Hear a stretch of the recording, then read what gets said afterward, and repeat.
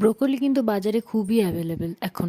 আর আমরা জানি ব্রোকলি আমাদের শরীরের পক্ষে ভীষণ স্বাস্থ্যকর, তাই খুব সহজে আমি একটা ব্রোকলি রেসিপি তোমাদেরকে শেয়ার করছি। প্রথমেই দেখো, কড়াইয়ে ব্রোকলিটাকে সেদ্ধ করে নিলাম। তারপর কড়াইয়ে আবার জল দিয়ে দেবো আলু ও মটরশুঁটি। এবার আলু আর মটরশুঁটিটা ভালো করে সেদ্ধ হয়ে গেলে এবার সব কিছু একে একে ভেজে নেওয়ার পালা। প্রথমেই দেখো, কড়াইয়ে তেল দিয়ে ব্রোকলিটাকে হালকা করে ফ্রাই করে নিচ্ছি। ব্রোকলিটা ফ্রাই করা হয়ে গেলে এবার কড়াইয়ে আবার তেল দিয়ে আলু ও মটরশুঁটিটাকে দিয়ে দেবো।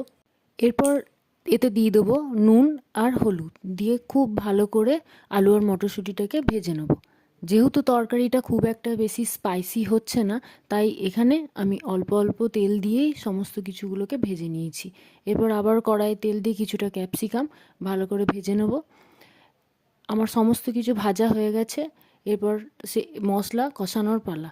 কড়াইয়ে তেল দিয়ে তাতে আদা, জিরে বাটা আর লঙ্কা বাটা একসাথেই আমি বেটে রেখেছিলাম, সেটা দিয়ে দিলাম 2 চামচ। এরপর দেব কিছুটা টমেটো বাটা। আমি যেহেতু টমেটোটা প্রত্যেকটা তরকারিতেই একটু বেশি খেতে পছন্দ করি, তাই আমি টমেটোটাকে একটু বেশি করেই দিয়ে দিলাম। এরপর এতে দিয়ে দেবো কিছুটা নুন আর পরিমাণ মতন হলুদ গুঁড়ো দিয়ে কিছুক্ষণ মশলাটাকে নাড়তে থাকবো। মশলাটাকে অবশ্যই অল্প আঁচে নাড়তে হবে, নাহলে মশলাটা কিন্তু লেগে যাওয়ার ভয় আছে। এরপরে স্বাদের জন্য দিয়ে দেবো কিছুটা চিনি, দিয়ে আবারও মশলাটাকে কিছুক্ষণ নাড়তে থাকবো। এরপরে মশলা থেকে যতক্ষণ না তেল ছাড়বে ততক্ষণ কিন্তু মশলাটাকে নেড়ে যেতে হবে।